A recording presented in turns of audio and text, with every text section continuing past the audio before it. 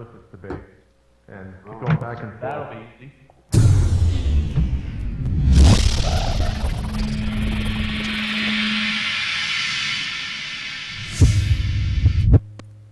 War field stabilized.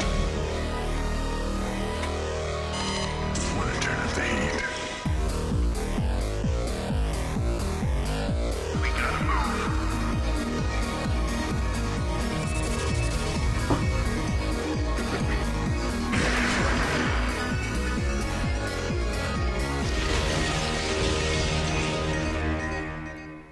It is January 26, 2012. Welcome to State of the Game, episode 61. I am JP McDaniel, your host, and I said I was going to have graphics this week, but I lied. We're not having graphics. And he does. Look at that gradient. Woo!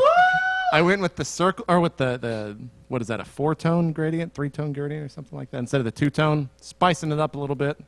Be like a monitor manufacturer. Be like, there's a 64,000 tone gradient. There you go. Whoa, that's an improvement over the 32,001, and you can really see it.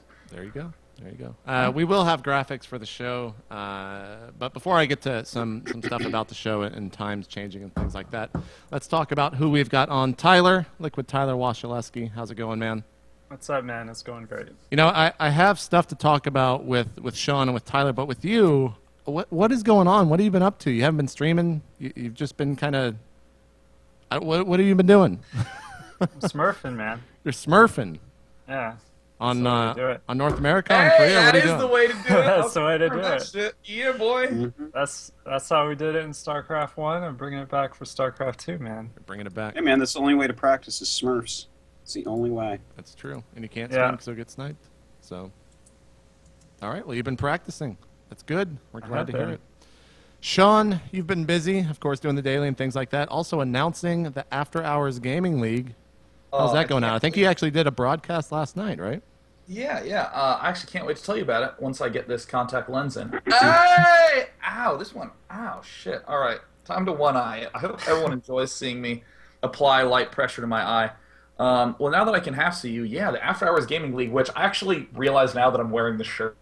I wasn't aware of this, so I was just working through the t-shirt collection in the closet, but that's okay. Exhibit A right here. After Hours Gaming League is just now in week 2. Did a broadcast with it last night with Rob Simpson from Blizzard Esports, who's awesome. Nice. He casted at MLG Providence, I believe it was, a little bit as well. So that's going really, really funnily. And also did an announcement about the League of Legends portion on it on State of the League yesterday. So How are those State of the League guys? How's that show? Is it State of the Game for League of Legends?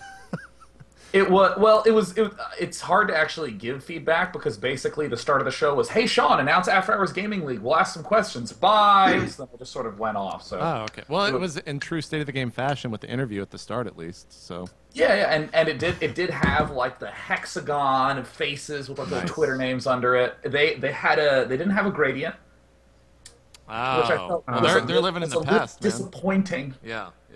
They're living in the past. They got to get with it.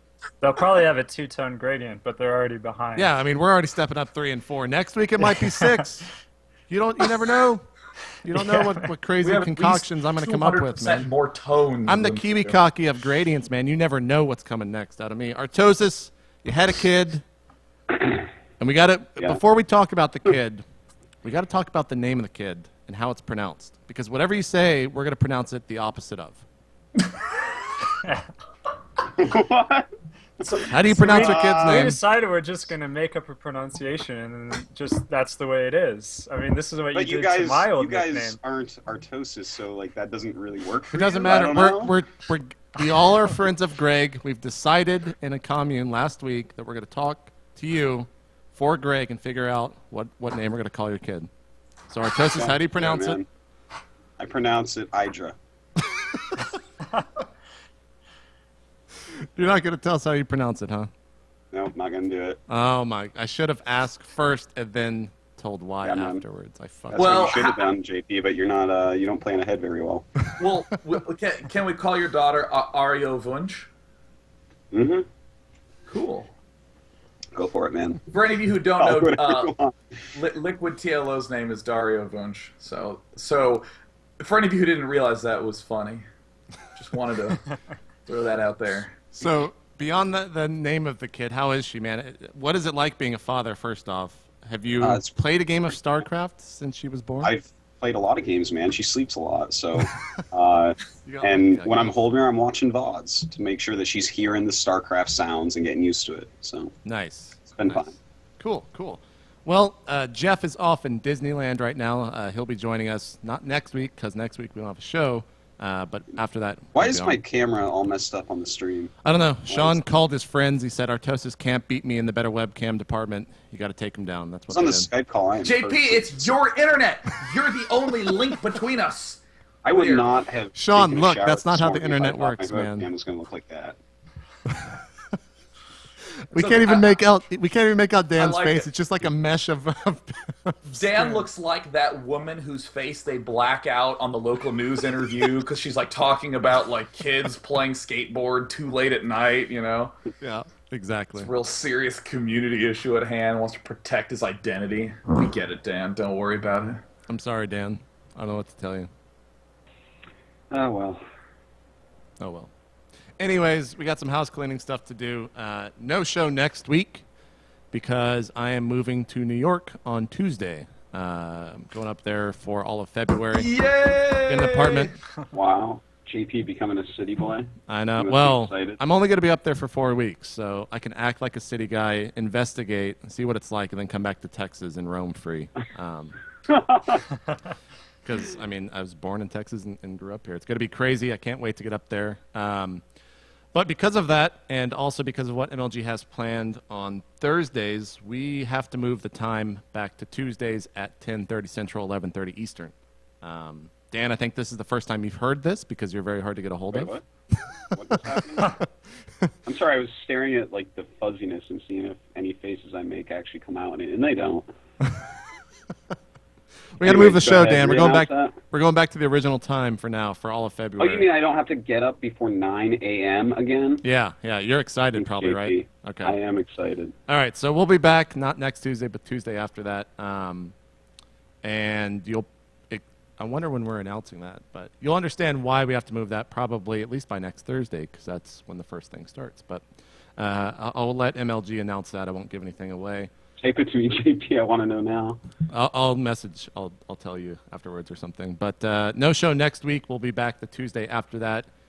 It'll last 3 shows where we'll be on that Tuesday 11:30 Eastern time slot, and then we'll be back on Thursday for the foreseeable future rather. So yeah, and it's why we don't have a logo yet. The graphic artist that is making it for us decided to take the week off for Lunar's New Year. Throw him under the bus, JP. What's Didn't his tell full me. name? I don't know his Email full name. Twitter. I don't know.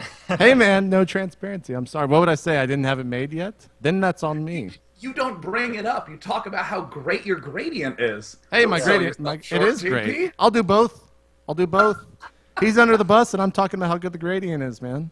That's both. While driving the bus. While driving the bus and going back and forth over them. But I promise when we're back on air, I probably shouldn't promise, but hopefully by the time we're back on air on the Tuesday after next, we would have our full logo and everything like that. But it's been like 10 minutes, and we haven't even talked about StarCraft, so let's jump to the fact that there's no BlizzCon this year.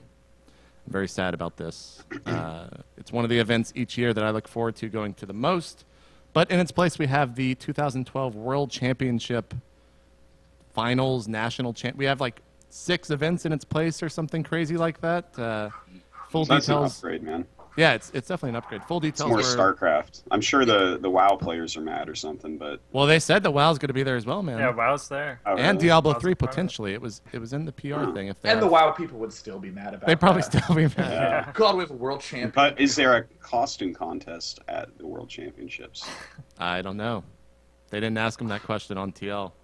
Can it get messed up, Jeez. man? They should have. That is not that very would hard to damage journalism Liquid's there. credibility I know. so hard. It did. Like the leading competitive gaming esports site, like on the whole internet. Are there going to be snarly costumes? It's like question 2. Like no question. Tyler, I'm sorry, but your dog is trolling us with his tail, man. He's just going nuts. Yeah, I can see it. Oh! It's pretty wild. Anyways, people listening to the MP3, I'm sorry. You'll have to watch the video. But yeah, so full details were announced last night after kind of alluding to it via Twitter, I believe. But it's a lot of stuff. There is the World Championship with 32 players. It's doubled from last year's BlizzCon. It'll be held in Asia. Don't really say where. Probably Korea, I would think, but you never know. I don't know. They alluded to China. I mean, China would be crazy if they hadn't in China, man. I hope it's not in Korea, man. I'm always in Korea. Yeah, you don't get to go anywhere for that, but China's been almost every time they have an event in China, it's always been batshit insane. And I feel like if they had a global championship tournament there, it would probably be the craziest thing yet, because it would be run by Blizzard, so the production value, of course, be through the roof. They'd have everything there that you needed for a tournament, plus more, and you'd have the rabid Chinese fans that come out in the millions for some of these tournaments. What would your thoughts being at a tournament in China be like, Artosis, or Tyler, if you're a player out there? Well, I've done one. I've gone there once for StarCraft 1, and the fans were pretty cool. They were pretty awesome. They were Grubby was there too, and he was playing Warcraft 3, and they are in love. Like, he's their god. Yeah. But there was also a lot of great StarCraft 1 fans, so it was pretty cool. The accommodations were pretty poor, but you know, it's not like there's not a good place to have a tournament in China. That'll just vary from tournament to tournament. So I'm sure the Blizzard one will have great accommodations. Yeah. But the fans, that's the most important part, and they were awesome. Yeah, I mean, we saw... I went to it a couple times for esports events, and the one in Chengdu, the WCG, that was like... Oh, geez. That was unreal, man. It was like I had tears in my eyes. It was so amazing. There were so many fans, and like they were going crazy. I would love to have an event like this over there. Do you remember what year that was, Artosis? 09 maybe? Or 08? Because WSBG... I think it was 09. Okay. 09, yeah. Trying to think... 08 was Italy. 08 was Germany.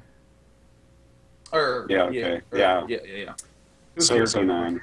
It was sick though, man. Like when PJ was kicking ass and some other Chinese players from other games and stuff, they were like, you couldn't even see what was going on. There were so many people there. I would love to go to another event in China.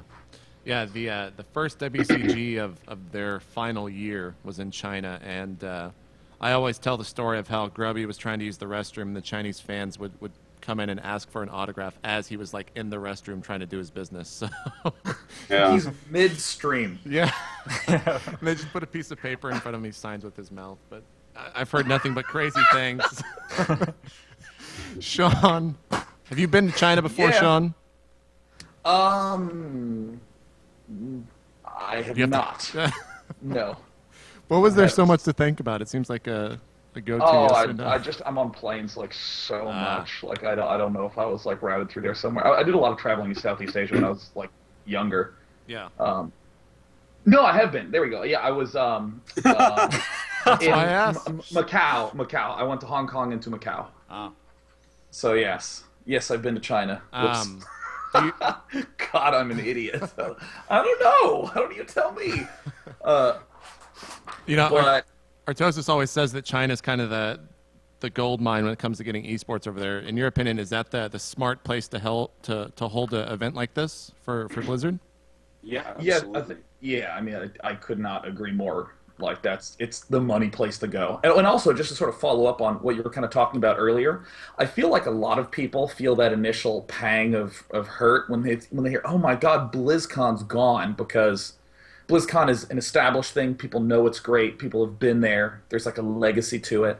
At the same time, Blizzard taking this big of a step into the esports space is like what everyone's been dreaming of for ever. Right. And now it's there, and it's this huge international event. And when they say something like China, that just sort of like gives the hints of how epic the plans are. Because China, like Dan was saying earlier, the number of people at that WCG made no sense. Like even it was Jadon Flash Finals, right? No, Stork Jadon. That's right. Yeah, because I still remember reading in interviews, Jadong, who doing so well in OSL and MSL and everything, says there's still nothing like what the crowd was like at Chengdu. He said that on multiple occasions. It's just this electric experience. So I mean, even from watching a stream, which is what I did. So I'm super excited that they're doing it. Kind of stinks that they can't do a BlizzCon, but I mean, Yeah, they'll be back in what are you going to 2013. do with a limited set of people? Yeah, and I mean, they said that they would be back the next year, 2013, doing BlizzCon. So it's not gone forever. We just have to wait around for a year for it. So I think we kind of covered the majority of that. They announced so much in kind of such a small announcement. When it comes to tournaments, qualifiers for nationals, and then nationals, then the continentals, and then the world championships after that. So it'll finally kind of be the first, I feel, the first real global tournament, at least that's been announced thus far. So that's really cool to see. They didn't say when it's going to start yet. They said probably by Q2 they would start to see some of the qualifiers for it. Dude, hold on now. The qualifiers for BlizzCon are so bad, and I hope they get their shit together. No. I'm gonna say it now because it can't be set in stone yet. I mean, they need to know right now that they need a proper qualification system. At the very least, they need to announce how to qualify. No. So they've said that the qualifiers for nationals will not be directly run by Blizzard, rather in cooperation with existing esports organizations. Which, Well, actually, I'm curious, Tyler. What is it about the qualification process that you dislike so much? Because I think There is your wasn't answer. one Okay. last year. Okay, I'll tell you. First of all, every region had a different way to qualify. Korea had top of the ladder goes into a bracket, and then people qualify from that. North America had just straight top 2 off of the ladder, and Europe had invites, just straight up invites. yeah, I think. So first of all, there's 3 different ways to qualify. And for example, with North America, you didn't know how you could qualify for BlizzCon. I mean, you could say North America was invites too, but it happened to be the top 2 people on the ladder. So it's kind of hard to say, did they just invite the top 2 or were they going to take the top 2 no matter what? But I mean, you have to have an announcement of here's how you can play in our tournament. Get top 2 on ladder and you can come. I mean, that wouldn't be ideal. I kind of prefer the Korean way of, take the top 8, top 16 or whatever it was of the ladder and put them in a bracket. That's a little bit more fair. But they at least need to announce something. Yeah, well, see, like, I totally agree. At the same time, I would follow up by saying everything after that I felt like was really solid. Like, the player accommodations, the way that the schedules played out, the streaming, all that stuff. I mean, JP and I did 2 of the qualifiers, and they were, like, really cleanly run, the production crew, like, spot on and stuff. So that's why I'm, like, super pumped about this announcement, because it's like, oh, cool, the missing links, they all seem to be there, since, they're just blasting out these non-Blizzard run qualifiers. Is that what they said in the thing? I want to say yes, but I'm reading through it right now. I saw like the outline structure at the top. Yeah. I'm sure it's going to actually kick ass this year because they hired the guy that got Magic the Gathering going really well professionally to start doing a lot of stuff at Blizzard. And I got to tell you, they had a great system in Magic the Gathering. So if he imports his talents into StarCraft for us, it's going to be insane, man. Blizzard will be this whole other esports thing going on. Maybe this one above the others, all the others feeding into. I'm not really sure how he'll set it up, but the guy really knows what he's doing. There was the last question he answers in the second paragraph. He says, "We need this program because there are aspects of esports that the current business model of esports cannot naturally take care of. For example, if I were an esports organizer, my goal would be to create the best possible content so that I can monetize it through sponsorships and advertisements. So I would just need the best players in the world regardless of where they were, and I wouldn't have specific market growth needs. Blizzard has a very different mission, so we felt this program was needed to let esports emerge in markets that might not be so attractive for the regular industries in esports, but are important for the overall health of the system." So I felt like that statement alone gave that guy so much credit, because he recognizes a problem that a lot of these other organizations can't do because of the money factor. So hopefully it goes well. I have no doubts in my mind that it will. That's great, though, by the way, because, I mean, WCG, it's still around and people are still qualifying for it, but it's not big like it used to be. So this feels kind of like a new stab at, trying to get people from all over the world together to play. Yeah. And that's great because, I mean, you will see upsets from time to time, even though some of these players that you haven't really heard of won't win. It's still, I think it's really cool. It gives me nostalgic feelings of old days. Definitely. Well, we all look forward to more information coming out of that. And maybe they'll make some of the more announcements here on State of the Game. Who knows? We'll have to see in the future. I would love if they did, and we'll see where that goes. But moving right along, a lot of tournament announcements coming out, obviously, because the off-season is kind of coming to an end. IPL announced their online qualifiers. And, the biggest thing I felt looking at that announcement was the map pool, which is Terminus SC, Shakuras Plateau, Calm Before the Storm, Shattered Temple, Antigua, Daybreak, Tal'Darim, Darkness Falls, Sandshorn Mist AE, and Atlantis Spaceship. Can you post a link in the chat? Yeah. I did not. I'm like trying to fathom this map list. So but the I ones don't even obviously, know. everyone knows what the other maps are. Darkness Falls, Sandshorn Mist AE, and Atlantis Spaceship.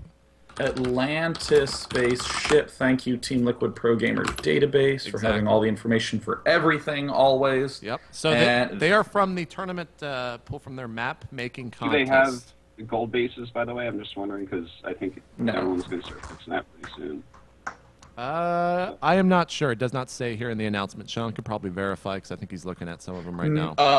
The Atlantis Spaceship doesn't. And can I just say, as a follow-up to what Dan was saying about like the gold bases, completely ignoring whether it's fair or unfair, I just dislike the way that gold bases stole such a focus on the dynamics of the game.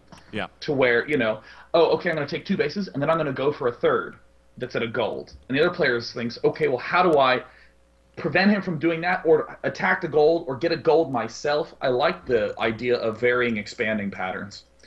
Something like on Tal'Darim Altar, I can go Ling Mutalisk and expand to opposite corners of the map against a Protoss. Or I can go for a more standard Roach Hydra Force and expand in a very clustered set of things. Like, I think that makes for really interesting gameplay. And plopping down the gold, I mean, there's definitely been some very interesting gold-based games, but I like that feeling of, I don't have to take the center expansion if I don't want to. I don't have to take this gold. I can take any number of expansions. So I just showed everyone that was the Atlantis Spaceship, or whatever it's called. Is it Atlantis Spaceship? Is that the actual name? Yeah, Atlantis Spaceship. Yeah. Sorry. This is kind of a small res version of. Let's see. This is the Sandshorn Mist AE. This is from ESV, so you can see that up on the screen right now. It does look like this one does have gold on it, actually, unless they've updated the map and this doesn't reflect that. Well, I think eventually gold minerals will probably go away unless they like change the mule a little bit or something like that. Yeah, I mean that's why GSL removed it, right? That's the main factor, in your opinion? Yeah, they removed it because Terrans would just drop 6 mules on it nonstop, and it was silly. You think that was kind of, I mean, in your opinion, maybe you've heard from them, but was it because of just that, or was it because there's so many Terrans in the GSL that they removed it as well? Well, that's the root of all problems in GSL is the high number of Terrans that we always have getting too deep, and obviously Gotcha. the gold bases are something that Terrans can use more than others. They're like pre-defended with a planetary, and then you just drop mules. So I would say it's like a combination, but it all stems from all the Terrans. If it was like a completely equal racial diversity, I don't think they would have touched the gold bases in GSL. Gotcha. Well, I just showed Darkness Falls. There are no gold bases on this, unless, like I said, it's outdated. But what I want to ask next is, I don't know how to phrase this. Do we applaud IPL for kind of risking it and throwing in 3 maps that no one has ever really played on a competitive format? Well, what format are their qualifiers? I'm sorry, I didn't see that news post for some let's reason. see. There's 2 qualifiers. Each one has a $10 entry fee. Are they like LAN events?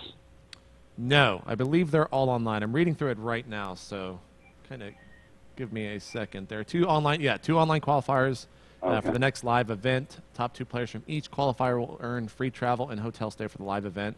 They'll also earn a spot in the elimination style group at the event where the last place earns guaranteed prize money. Please note that there are only 2 chances for a total of 4 players to get into the group stages from online qualifiers. All their players will have to fight their way through an open on-site bracket.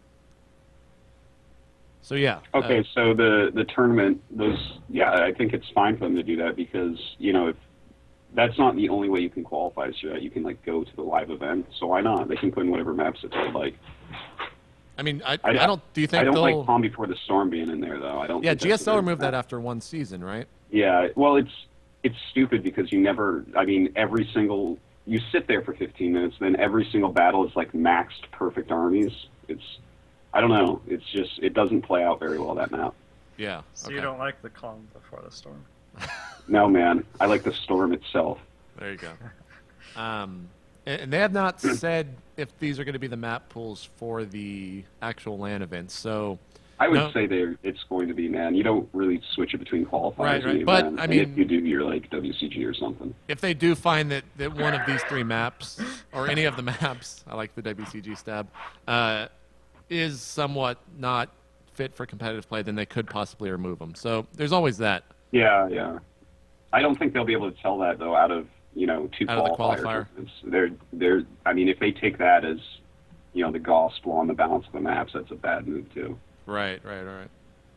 Tyler, what are your thoughts? Or Sean, whoever. So I have weird thoughts. Here they go. I think the big issue is that map pools are too big. Really? I Yes. strongly feel as though map pools should be limited to 4, maybe 5 or 6. 4 feels like a really reasoned set of Or maps. perfect, for actually. fun. So smart. That's Yeah, can I actually, just if say there's that 4 four- maps, oh. you get the best games. You get such good games on each map because everyone can actually practice the hell out of every map and know exactly what to do. But like I look at this, if I was like a player in this and I see this map set, are you kidding me? How do I practice all those maps? It's never Yeah. going to happen. Well, the other thing, too, and- is if you look at all the other tournaments as well, they're all using different maps. Yeah, and that's like actually a big issue. There should just be a smaller amount of maps around for pros to practice. We just have better games overall. We figure out map balance a lot quicker. Yeah. We still don't know the balance on every single map yet because we don't have a sufficient number of games with the changing metagame and stuff. Yeah. There should be a much smaller pool of maps that everyone's kind of So- drawing from. As And I mean, even you were talking about this on your show, Dan, where or on your stream, where there's maps that you downvote because they're frankly dissimilar, and Yeah. there's this pressure to have like a build that you're working on in a matchup and to kind of adjust it a little bit for each map, but there's no like, here's my tall Dareem strat, here is Yeah, my exactly. Yeah. I almost said Zelmaga That's Caverns, true, yeah. but no one's going to be playing that map. You're like, here's my Tall Dareem map, here's my Toon Valley map, No, here's exactly. my dual site. Here's my dual site build. If I'm practicing They're all with Voice Observer in PvP, I thumbs down Tall Rim. What am I going to Down do? Like Tall do a Rim, yeah. 4-gate 1 in 5 PvPs? It's like a huge waste of practice time. That's what am I going to learn? I'm going to have to play an unbelievable amount of games to get good at every map in that case. So yeah, I mean there's way too many, man. Yeah, I've got my standard builds, and then there are different ways to branch out once the game develops a little bit more, and it's hard for me to decide which one is best. That takes a long time to figure out. So what I end up doing is, well, this one looks like it's better for this kind of map, or in general like a smaller map with harder to get expansions, and this one looks better for a bigger map with easier to get expansions, something like that, and then that's it. So there's like one basic strategy and then a little bit of tweaking here and there, and that's pretty much how you have to approach these massive map pools. Yeah. I strongly agree with 4 maps, or at the most 5. I think I wouldn't even like Every 6. tournament organizer right now is asking, because I know I am, with only 4 maps, do you allow repeats in best of 7 and best of 5? Because that only really allows In a for best best of of 3 5? play. Yeah, Yeah, In yeah. best of 5, traditionally what they do is they have the 1st and 5th map be the same map. And that Yeah. is always a huge damn deal. Like in a lot of tournaments when there would be a loser's bracket and a winner's bracket, in the grand final would be a best of 5, but the person from the winner's bracket gets to choose what that 1st and 5th map is. It also helps make it, doing weird adjustments on that 1st and final. It makes the storyline better, I guess is the easiest, cleanest way Yeah. to say it. Where That's actually very in the true. in the final match, it's so easy to say, this is what he's done through the season, and this is what he did an hour and a half ago when game 1 began. Is he going to do something different? We have some data that we can work with. I mean, if there's like a best of 7 extended series type of thing, I don't know, say for a tournament, let's just say it has an extended series in it. I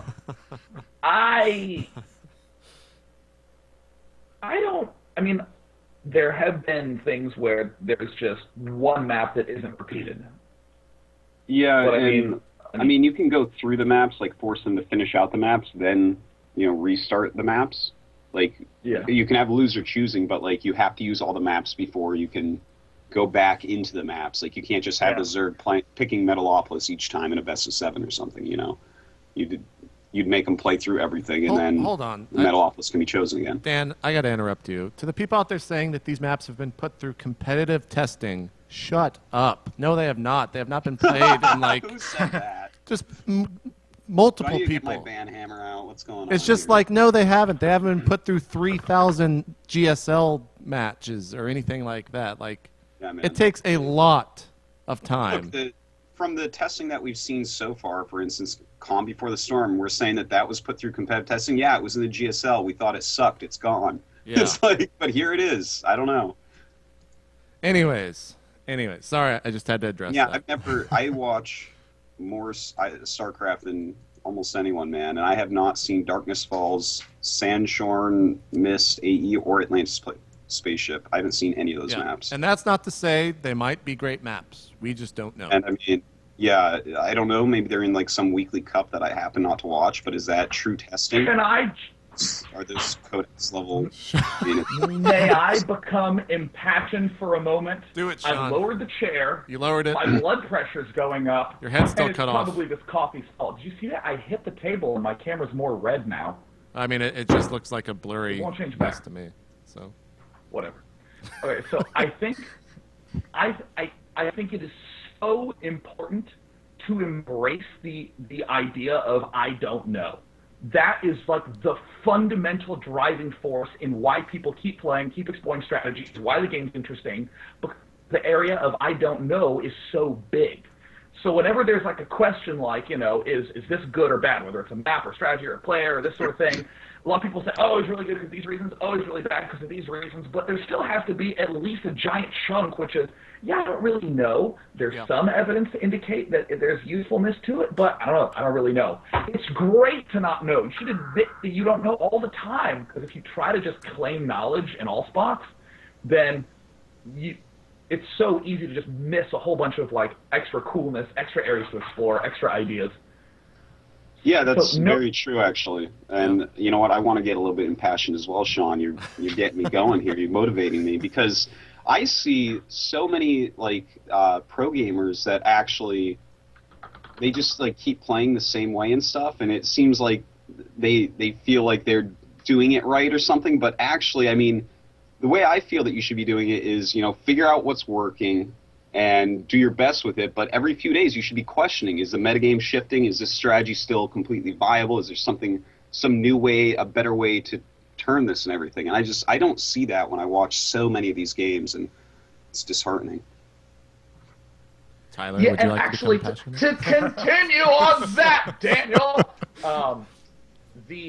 I think that a huge struggle that a lot of players face is the fact that there are too many tournaments, where it's so easy to say, okay, well, I have an early expand 3-gate Colossus style in PvT, and that's what I'm doing. And I just got off the plane, I got home, I'm going to rest for a few days, I'm not even going to play. I need to just sit quietly in a dark corner because I'm so tired, and I'm getting on a plane tomorrow. And then they go there, and they're still doing the same build again and again and again, and suddenly there's no ability to do things like practice the new Blink Stalker styles that are so popular in PvT.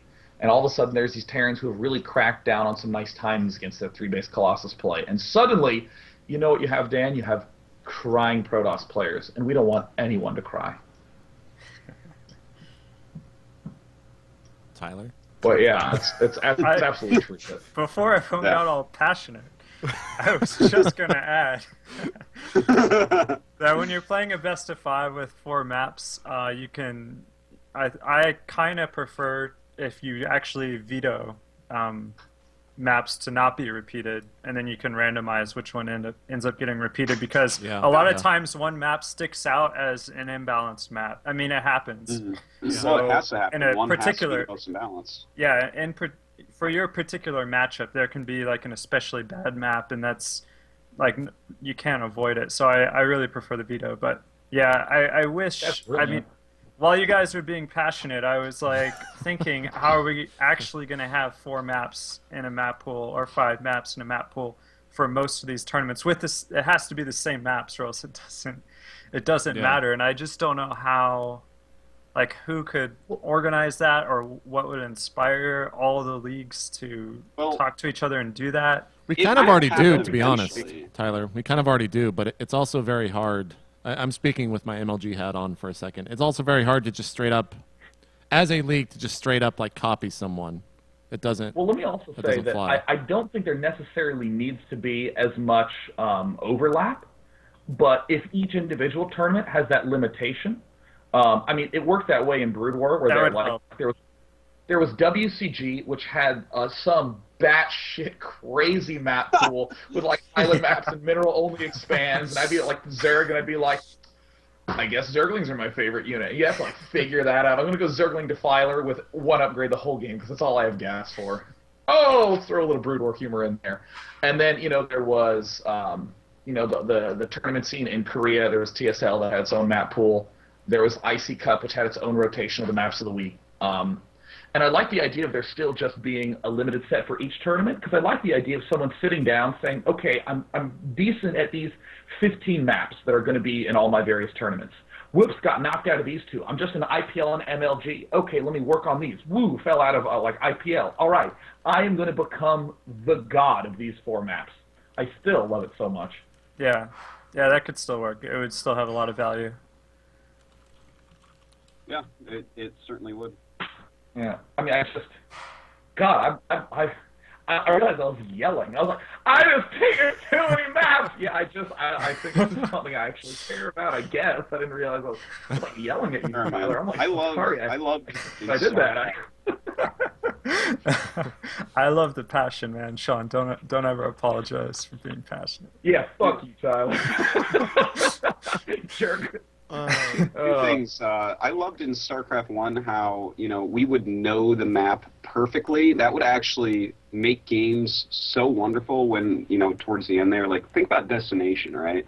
That was, like, the most played map ever. And games on Destination were amazing. People knew what to do, and there was tricky things that you could add in and stuff, but it was just like this beautiful thing. You'd see who's the better player. You both know how to play this map. Who's actually better here? It's not just something gimmicky that you just figure out because the map's brand new, and there's a little place you can hide a marine and build a bunker behind it, and the drones can't attack. It's not something like that. It's like a tried and tested map. Yeah. But also about like who makes the maps or who copies the maps from who or whatever. I think that'll like eventually happen anyways. Like in StarCraft 1, all the good maps came out of Kespa because they would actually thoroughly test those maps like as best they could and then keep them in for a few seasons if they were any good. And then it's like, okay, guess what, guys? Destination is a great map. And then tournaments start just adding it in. And let's say, as Sean said, there's a 15 map pool or something like that total for every tournament. Some of them are going to overlap. So if each tournament has 4 to 5 maps, and you have 2 maps overlapping from MLG and IPL or something like that, that is going to put you in a great mood because you're like, oh, thank God, these 2 maps are my go-to maps. These are the maps I can practice the most. I'm going to know the best. And that's going to make it so I only have to practice, now I only have to practice maybe 5 or 6 different maps. Yeah. Yeah, I was gonna say too, we haven't even really seen like strategies develop and trends change over time or anything like that for specific maps, which we saw in StarCraft 1 is like, this is how you play this map for this matchup. Like Blue Storm comes to mind. That one was kind of set apart from different maps, and everyone had a way they played Blue Storm. And then if you changed it, if you did something different, then that was interesting just because of the map. Yeah. And I don't know if I've ever really seen that in StarCraft 2 at all. The maps are just a big blur. Yeah. We're seeing Like me and Dan's webcams. Yeah, like your webcams. No, man, and some of these maps like just are not, and it's fine, but some of them just are not set up for certain strats. Like you watch PvPs on Tal'Darim and Belshir. Why do we have those maps in any tournaments when PvP is the way it is? Like, if you can't use force field on a ramp, man, if one force field doesn't hold your ramp, that's not a good map for PvP. And then it just turns into this tactical wheel. That's true. That's completely terrible. There's no skill involved. It's all a guessing game, and it's stupid. Artosis, You know, that's... I don't know, man. I want to kind of take it back a little bit. You mentioned about breaking a map on Entombed Valley, I believe it is, in Codas MVP's game against Lucky Game 1. Yeah. The MVP, or the MVP, the Marine of MVP with the bunker hiding it on the outside right at the natural ramp, does that break the map in your opinion?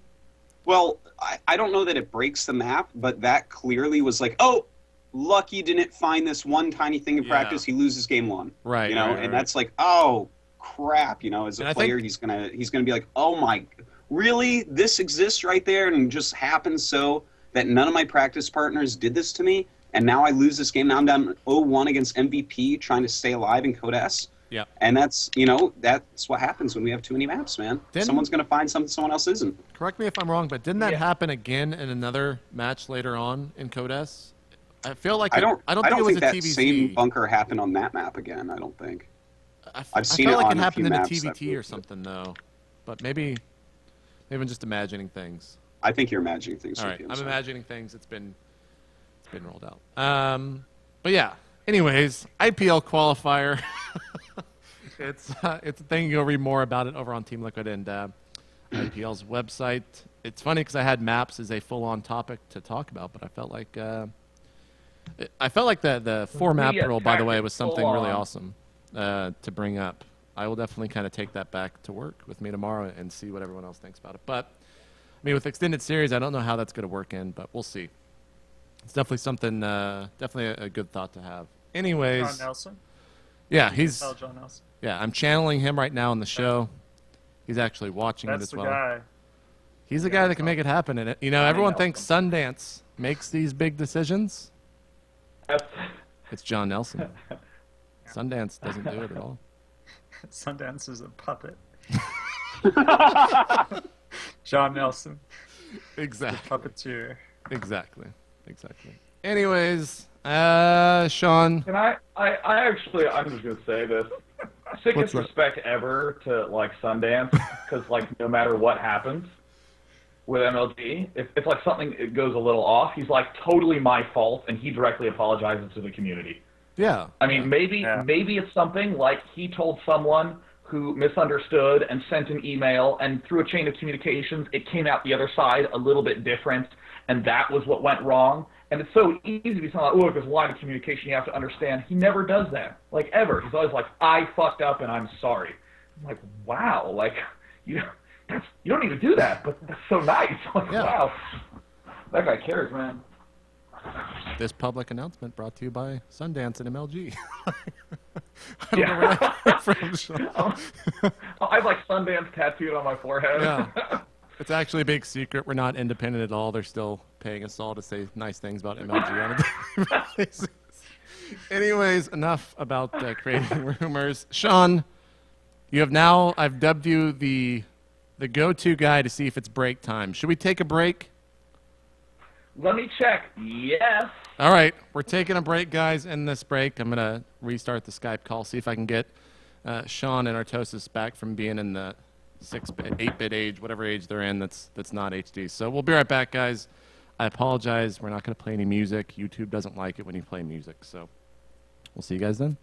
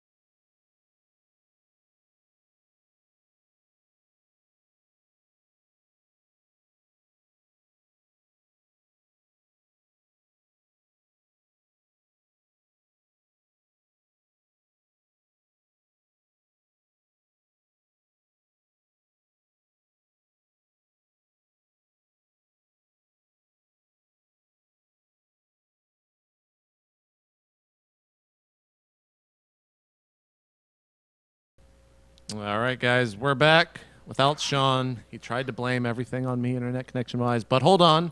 Artosis seems to be in HD, and Sean's not on the call. What does that mean, guys? It means it's Sean's fault. So blame him when he comes back. Anyways, we're going to talk about the GSL round of 16. Last week, the groups were not decided. This week, they are. We've got some pretty good groups, I got to say. Group D... it looks a lot of fun. We'll go through each one, though. Group A, MVP, Gumiho, Curious, and Alive. What do you guys think? Who's going to take it? Oh, wait. I need a list of the groups. Oh, my God. You're so Give me a link. It's like your So little nail child, it, JP. named Aria or Aria or whatever your child's name is, Artosis. Okay, ready? Oh, Sean's too Araya. busy for us. It's a riot, man. It's a riot. Where's the groups, man? I just linked it to you, man. Raya. You have to scroll. Dude. You got to scroll down, man. JP, can you give me a link so I don't have to scroll? I can, I'm actually. joking, JP. It's fine. All right. That's what I do, You man. ready for this Group A prediction, JP? Here we go. Oh, Sean just dropped out. Now the webcams are all kind of fucked. Let's do it. What's the Group A prediction? Split head Artosis. MVP and Curious. Okay. I don't... MVP is the best in the group, and Curious only has to practice one matchup. Yeah. And there's plenty of games of Alive and Gumiho out there for Curious to study. Hey, Sean, guess whose webcam was HD when you weren't here? And what's about to not be HD? Because yours not even going to start. Oh, it's Sean's webcam that's messed up. With With a my random- roommate. Hey. Hello, roommate, Kyle, who we can't really make out because the webcam quality is so bad. Game, does that make you like the Obama of StarCraft? Yes, it does. I like the way Sean you just picked admitted he Kyle. was black to Was it? 12,000 No, people. see, the thing is, it's your connection, JP. You're the one who's linking everyone together. Your shit Texas connection is having trouble linking someone from one side of the globe to their side of the globe. But Tyler in Texas, totally fine. Freaking jerk. Sean's so If defensive. you call just me, Dude, it's Dan's kind of is whatever call HD just right me. now. He's so defensive. I have Look an at HD him. account. Bye, Kyla. Look You at know, him. Dan is crystal clear right now. Yeah, Sean's actually looks pretty clear now. it's all Pretty right. good. Look. That's kind of what he looks like. He's kind of a fuzzy guy anyways.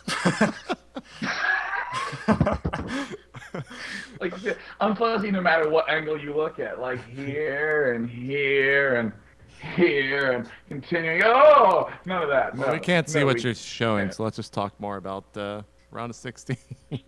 Oh. Sean's just gonna take off his shirt. Can you see it now? Everyone's gonna It be now? all right. Oh my God, Sean, it's like you've been dipped in tar. Jesus Christ. Group A. Artosis, you say Curious and MVP. I don't think Yeah. that's. I mean, that sounds pretty normal to me. Sean, as you restart your webcam to try to prove me wrong, who do you think's making it out of round 16, Group A? MVP, Gumiho, Curious, Alive.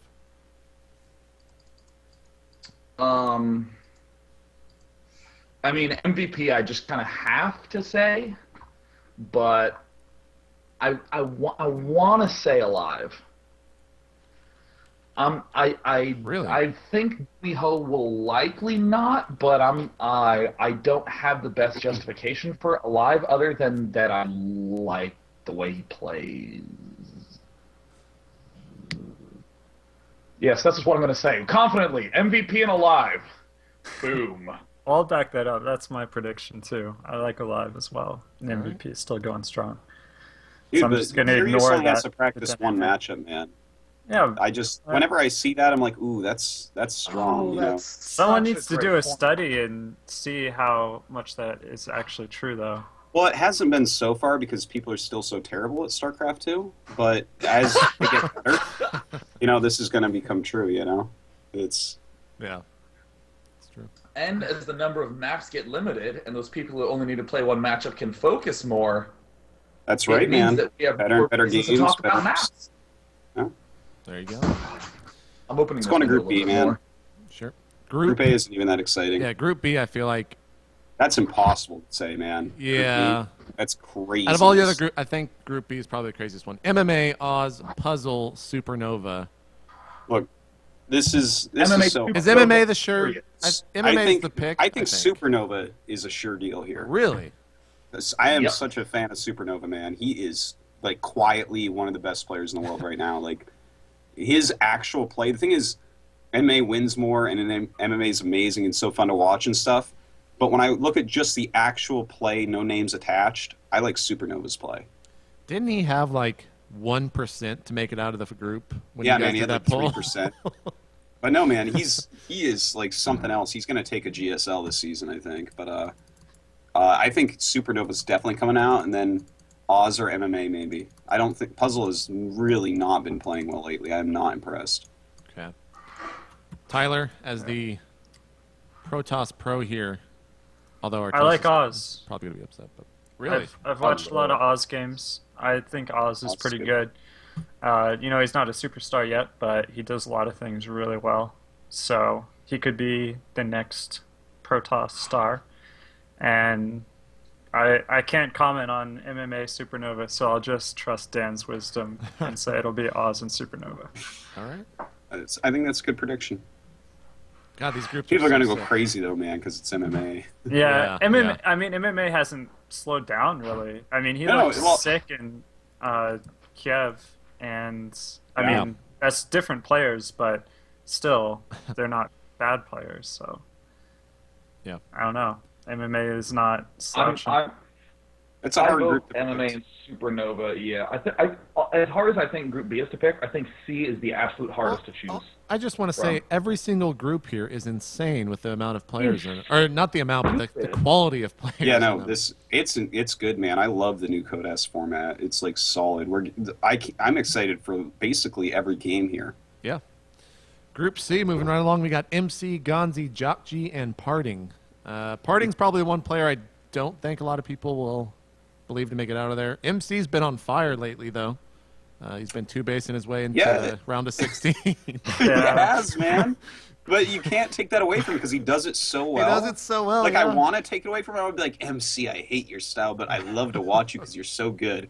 But Jockji, I think, is definitely coming out of there. I think it'll be Jockji and MC. Is he still? I mean, I felt like when Jockji won that not a lot of people talked about him still. I mean, it was a huge blip in the final, or the matches were crazy, but it feels like he doesn't have a crazy fan base compared to a lot of these other guys. No, he doesn't. He doesn't, man. Well, he's, there's all that's there is his amazing play right now. He doesn't have a lot of like airtime behind him or something. He doesn't have a lot of personality yet.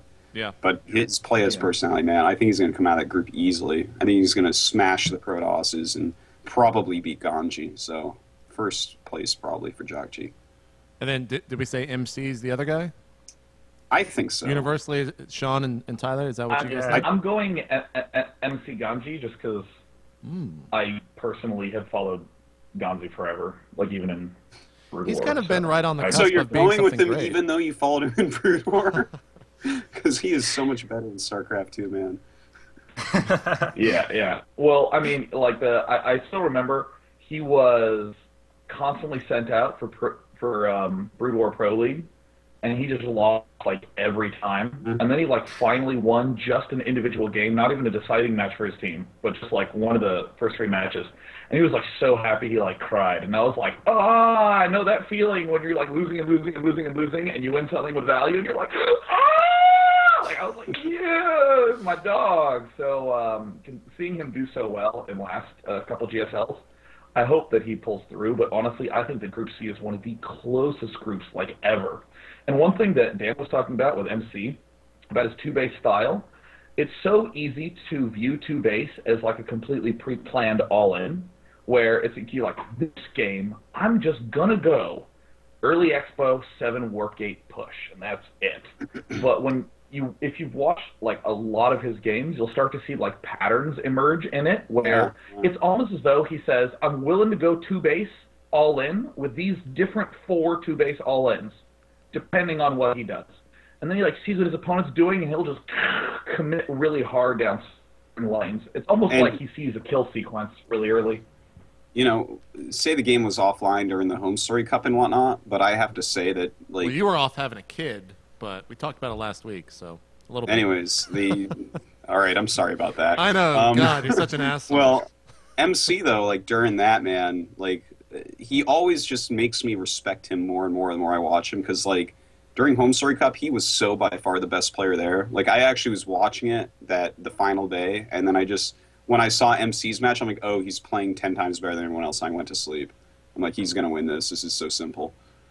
He's the guy. Like he executes everything so well, and he actually does have a lot of good decision making. Even though he's like oftentimes a two baser, he really knows how to do it like so well. So Yeah. I like that guy. I think even though there I are don't like the triggers. style, I like him. There are triggers that he sees during a game, and then he's ready to commit off something he sees right away, and then he just has perfect execution. But I still think people don't play him the right way. I think they don't respect his two-base play enough. I think people that are trying to play MC like any other Protoss are making a mistake at this point. There's too much evidence that you have to have something special prepared for MC. And I mean, you have a lot of games to look at. He has patterns.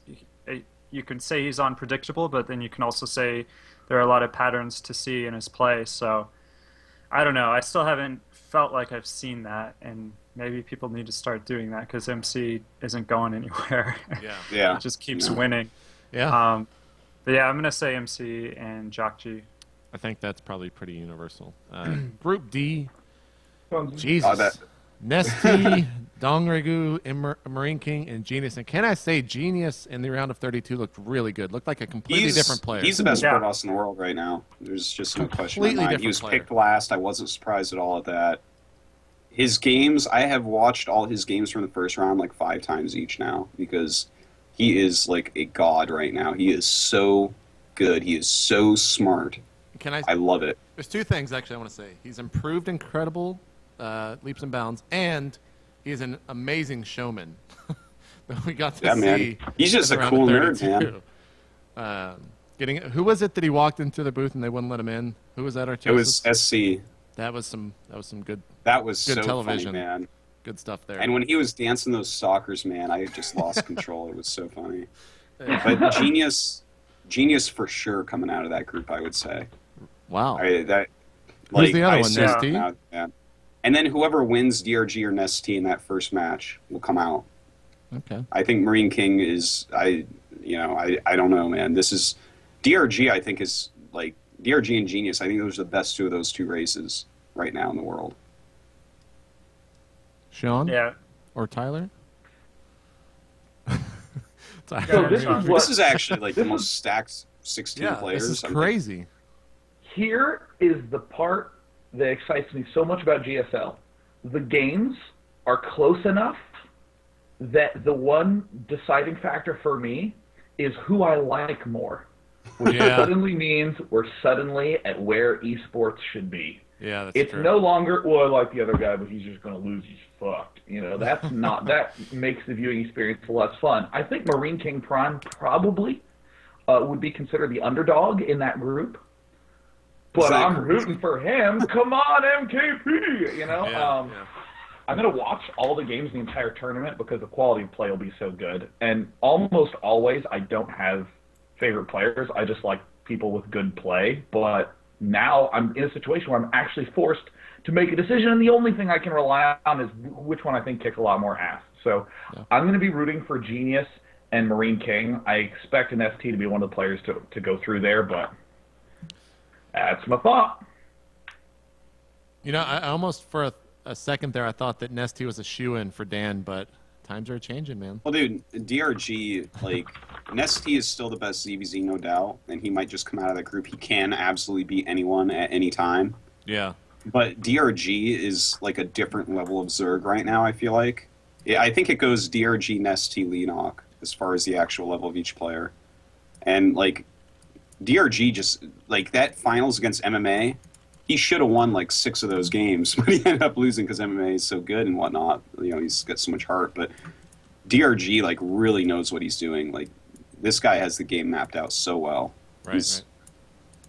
God, he's good. Yeah, I've been a fan of DRG for a long time. So I'm going to pick him. And, like, Genius, definitely the most standout performance of the round of 32. Like, so impressive. So I don't know how you can't pick him just based on his round of 32 performance. Like, you have to say he's playing so strong that he's going to continue to do that. So DRG and Genius are going to be my picks for that group. All right. Well, Group A is on the 1st, Group B is on the 2nd, C is on the 8th, and then D is on the 9th. So that'll be a lot of fun once those matches pop up. But anyways, moving right along. Another I can't hear anything because you're typing, Dan. Dan. Sorry. Jeff's not here, man. You don't have to type. Prize announcement from MLG came out earlier today. Not going to spend too much time on this because all it was really announced were dates, which is almost a first, I think, that's ever been announced this far out for MLG. And also the prize money for the Winter Championship in Columbus on March 23rd through the 25th. But, Tyler, prize money is a little bit better than it was last year. As a potential winner for these for this prize money, what is your reaction to this announcement? I mean, it's not blowing everything out of the water, but it's solid. You can't say that a $25,000 first place isn't solid, and it has a good distribution all the way through the top 16. So, it's not the biggest prize money tournament, but it's huge improvement from last year, and it's definitely enough to draw all the talent in and to get people really pumped. I mean, if you win $25,000, that's a big deal. Yeah. I mean, $50,000 is a bigger deal, but $25,000 is still a huge deal. So, it's pretty good, man. Yeah. The thing, I mean, this sounds terrible because I'm an MLG employee, but the thing that no one actually considers is that we are flying so many people around the world and paying for it completely. I mean, a ticket, what is that? A ticket from Korea is not cheap whatsoever. And we're paying for 8 of them for the arena. And then whoever makes it out of the arena, we're paying for top 16 to go to Columbus. We're paying for everyone in pool play to go. So that is pretty ridiculous. Jeez, that is It's a really lot nice, of you, money. JP. I know, Thanks, man. I'm Mr. Yeah. Moneybags. JP. It's not Sundance or John Sweetie. Nelson. I was in charge of that one. You can follow me on Twitter. It's my money. Follow me on Twitter at itmeJP. Oh, it's so good. But Dan, you weren't here last week. Just quick thoughts on MLG's kind of announcement of the season this year and everything else. It's great. It's just awesome, man. I love that there's going to be like more games overall, bigger prize pool. I like setting it into like different groups and stuff. I always like that type of thing.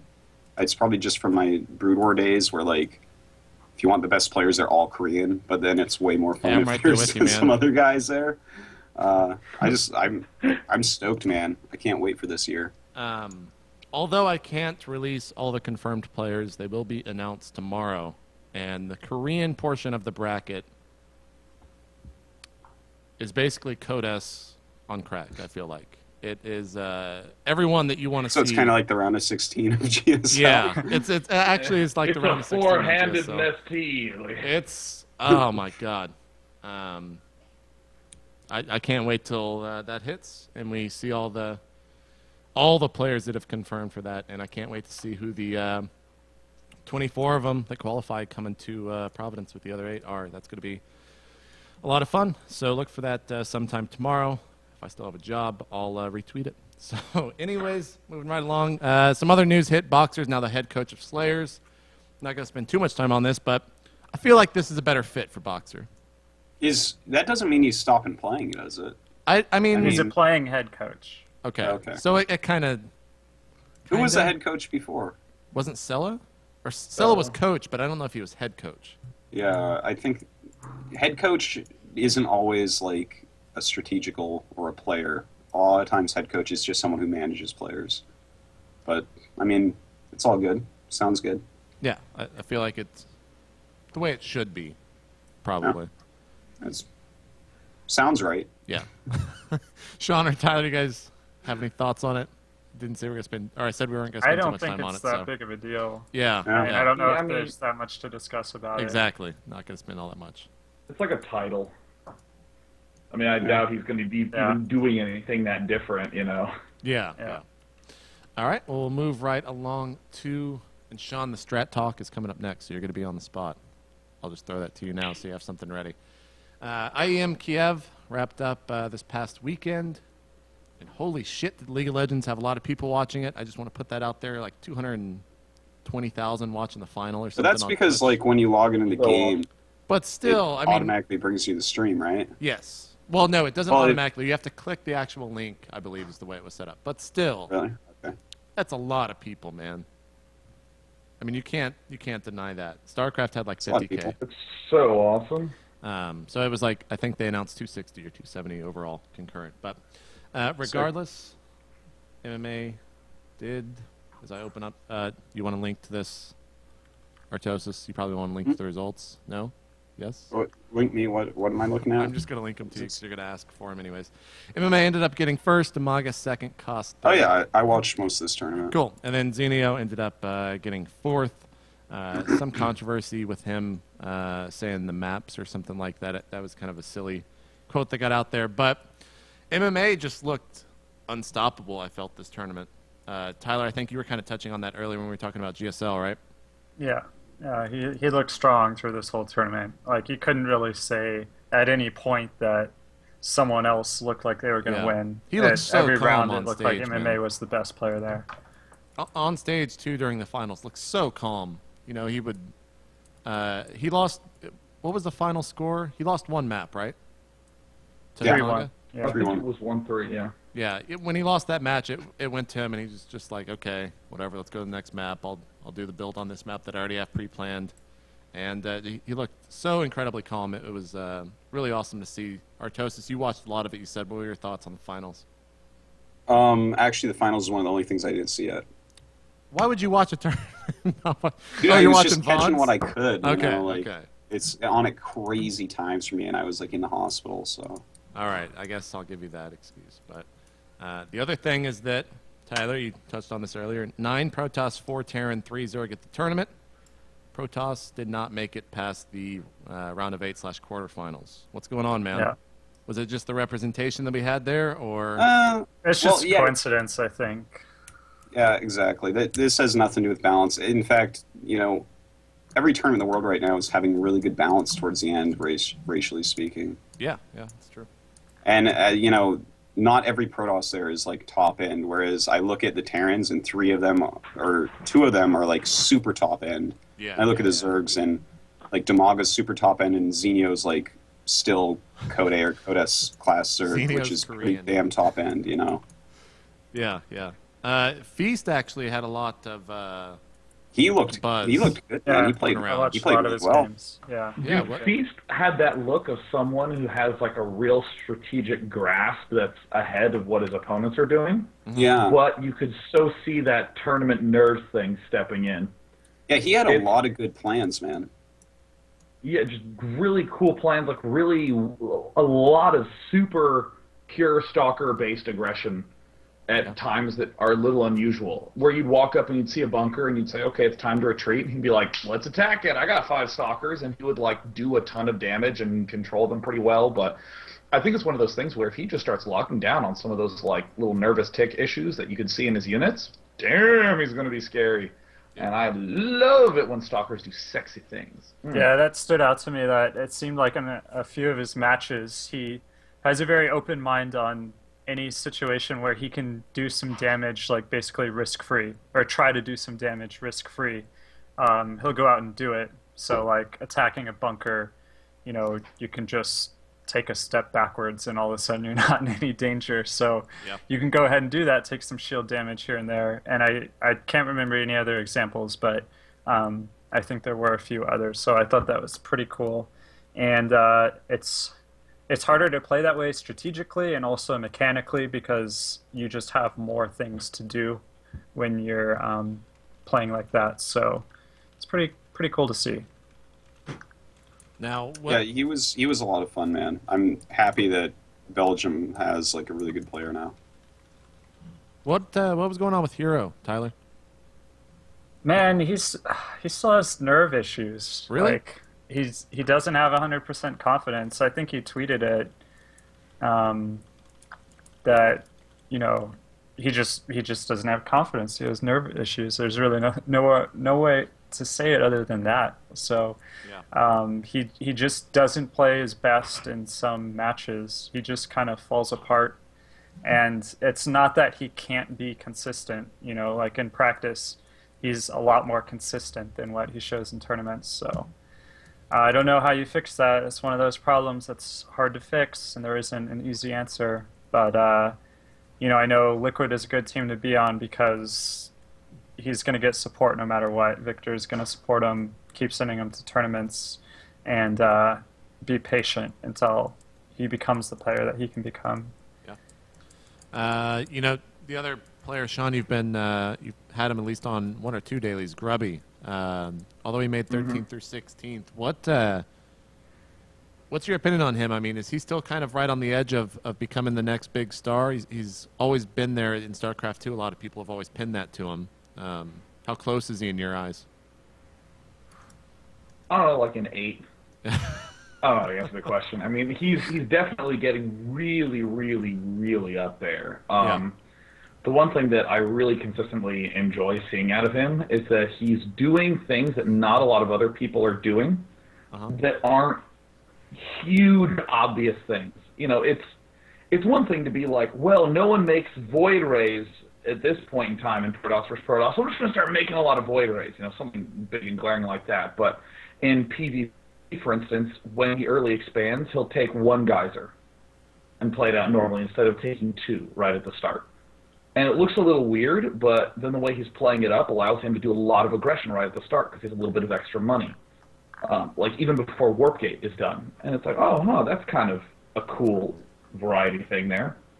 And also in his mid and late game, he does a lot of really cool decision making that's just exciting to see. Like I did a daily on him yesterday where he was doing a lot of Warp Prism harass against Chef mid-game, and the instant his Warp Prism died, he would just make another Warp Prism. He was still trying to get out as many Colossus as he could, but he would cut Colossus production just to get out another Warp Prism. And when he was really under pressure, he would still be counterattacked with Blink Stalkers. And you don't really see that much aggression out of Protosses in a lot of circumstances. They kind of curl up into death ball mode.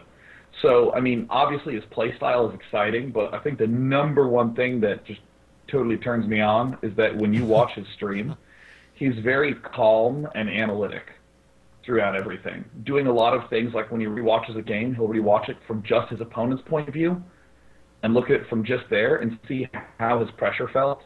He'll give really reasoned statements instead of being like, oh, this was good, this is really bad, which is something that's very natural to do if you're, you know, annoyed after a loss, or even if you have a lot of adrenaline in your system after a loss. But he just seems to dodge that quite well, so I'm very excited to see him in the future. And hell, I'm doing a daily on his PVT game tonight. Woo! There you go, right after State of the Game.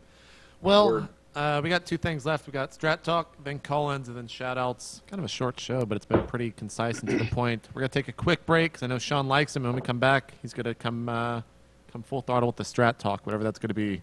No one knows. We're all waiting. So we'll be back. I'm going to go grab a beer, go do the same. See you guys then.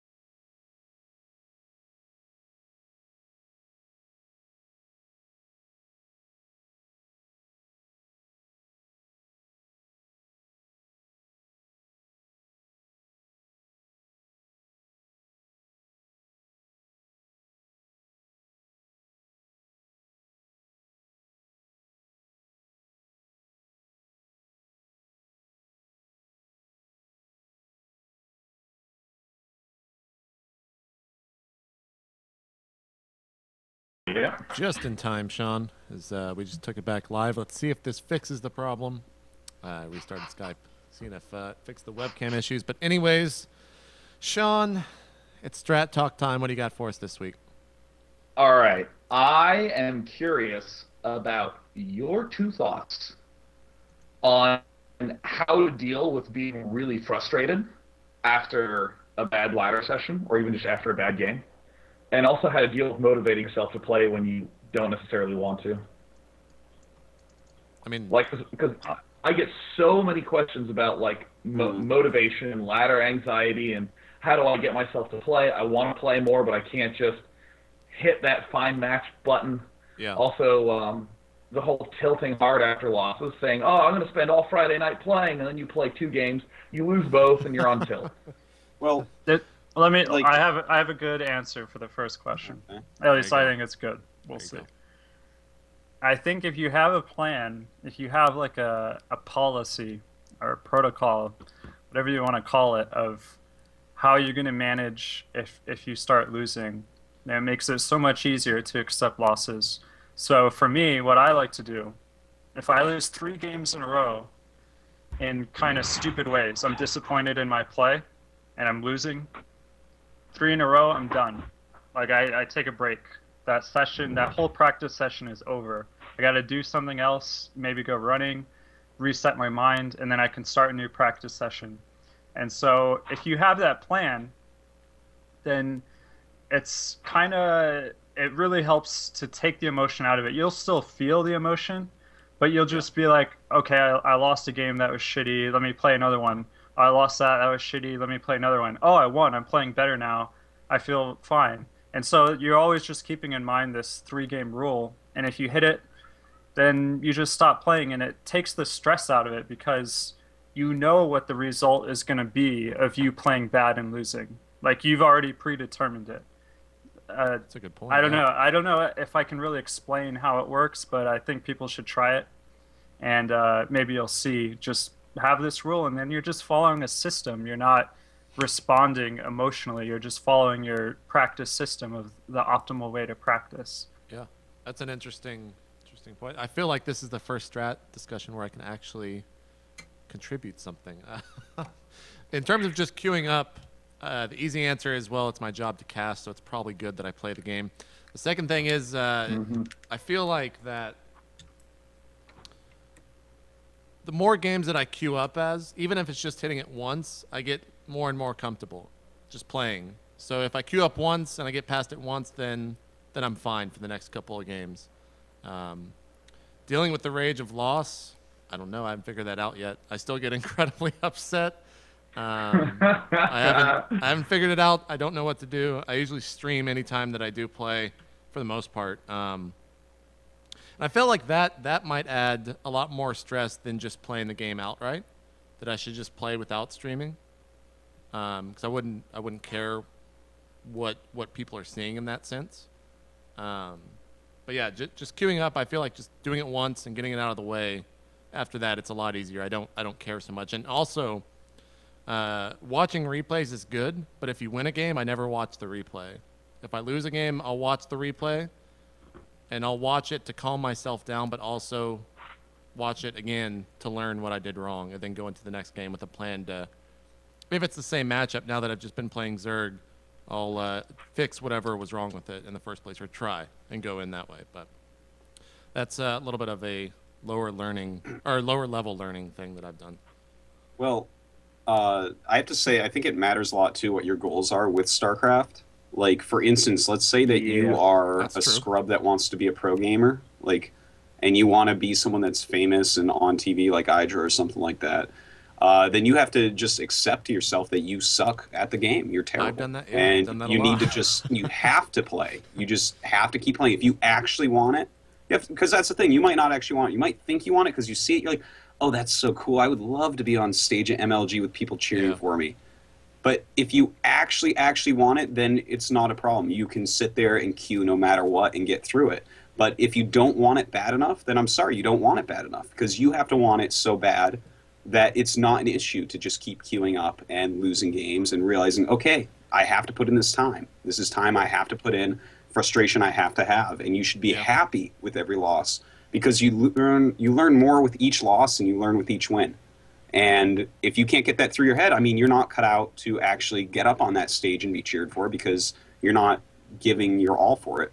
Do you feel like setting a goal to win each game might put too much stress on it, so maybe you should set smaller goals to do something at a certain point in the game, or have so-and-so amount of drones or something like that? Long-term goals, I think, Yeah. helps a lot. I think one of the biggest issues ever that people struggle with is that still people use the rank on the ladder as a measure of skill. Yeah, that's true. Ladder Doesn't mean systems anything. are not a measure of skill, period. They are not a measure of skill. They are a measure of progress. It would be the equivalent, because you hear people say things like, I am a mid-masters player right now, but I really play high masters or low grandmaster. That's like where my skill level's at. That actually doesn't mean anything. That is the equivalent of saying, I ran 3 miles today, but I'm the sort of healthy person that's more capable of running 5 or 6 miles. It's like, no, you ran 3 miles. That's the end of the sentence. It's like, I ran 6 miles. Okay, that's the end of the thought. That's it. That's all you did. And if you're able to climb up that ladder, then that can help you get a sense of your progress in the game, but is not at all whether you are good or bad. And I feel like it's so scary to press that find match button, because if you're perceiving the ladder rank as your measure of skill, well, you don't want to be bad. It's scary to keep hitting the find match button, losing, and falling down, getting demoted in the league. But that's actually great, because what it means is you're going to get to a point where, given the Blizzard ladder system, which, by the way, if you use it a lot, it's brilliant. It's amazing, you really quickly get to a point where you're playing against people who are pretty damn where you need to be practicing against. So, I mean, the more you play, the better it's going to get. And when Blizzard says something like, we want to make it so that you're about 50-50, that's where we're trying to get you. That means you're going to be losing half your games. So that's like a really important part of the entire system. Yeah, so, I mean, the only people that are not going to be doing that after a lot of games are like the top few players on the entire ladder and the bottom few players on the entire ladder. Those people are going to win more than 50% or lose more than 50%. The more you play, more likely it is you're going to get to that 50% level. So, I mean, I keep hearing and seeing like Reddit threads and stuff about how people have this anxiety of pressing that find match button. It doesn't matter, man. Like, I know that people like always post like, look at me, I made it into Master League now. And it's like, well, great. I mean, that's great for you, man. But it doesn't matter what your rank is. Do you have fun playing? Then play. If you don't have fun playing, then don't play. Go watch a VOD or do something else that you enjoy. But if you want to, be a pro or something, you have to play. And if you don't want to play and you're nervous about that and you don't want to face the harsh reality that you actually suck terribly at the game, don't press that find match button.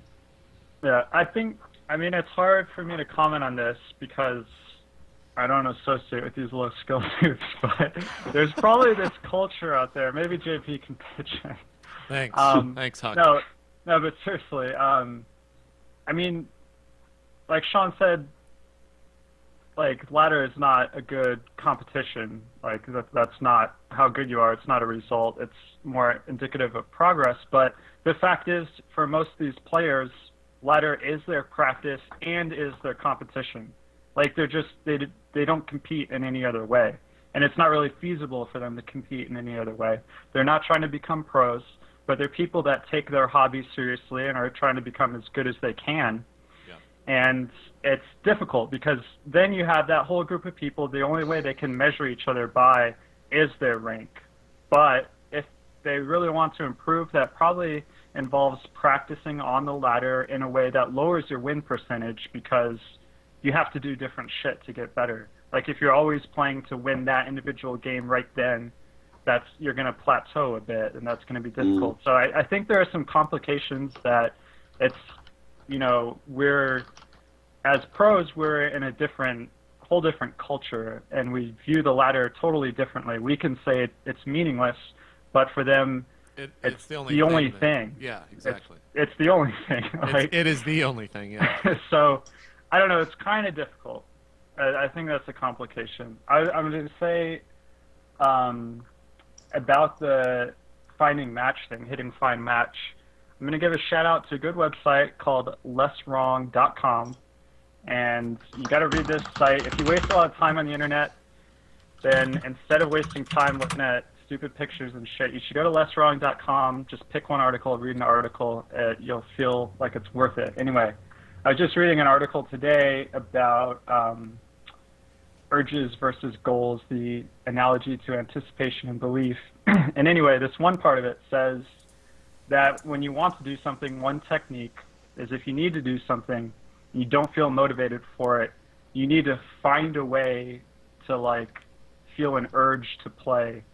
Like, if you want to play StarCraft, but you're afraid to, you need to think of things that'll trigger an urge for you to play.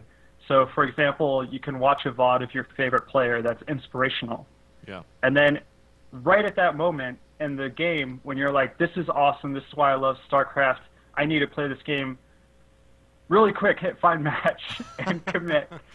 Because you have to capture that mood just for an instant, and then that gets you off your feet and you're rolling. Yeah. And then you're fine. True, yeah. So I think you need to find what you love about the game, what you're passionate about the game for, and think about those thoughts, and then you're going to feel compelled to play. You're going to feel compelled to hit find match. Yeah. And it's a whole different mindset. And you know, that reminds me a lot of how, honestly, I was spoiled by the fact that I grew up with Nick in the house all the time.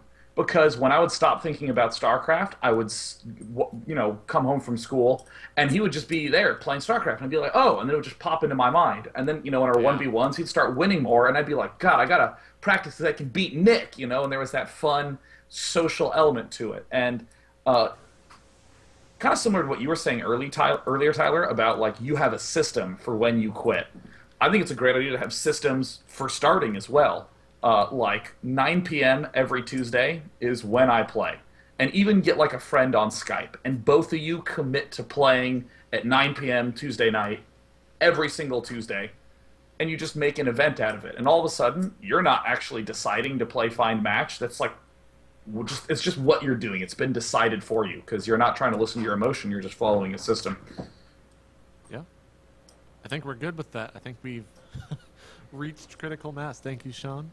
Woo. And now it's time to take some call-ins while we are waiting for people to call in. I got to talk about something. Last week, we don't want call-ins about strategy, I think. Unless you're like, I don't want to answer like Bronze League stuff. I felt like that wasn't the direction to go last week. So Why this not? week, because you can Well, go actually, if you want to ask questions, yeah, then go to to the Day 9 Daily. Exactly. Woo! Zinga! Exactly. Which starts right after this. Well, not right after, but it starts at 9 tonight Central. Anyways, State of the Game on Skype.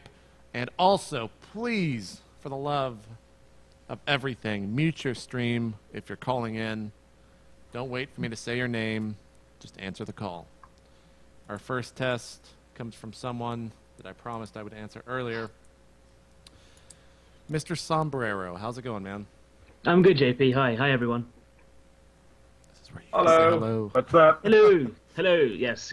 I've got a question. Instead of asking one generic question that gets answered by everyone, would it be possible to ask an individual kind of bespoke question for each guest on the show, or is that too much time? Are they short answers?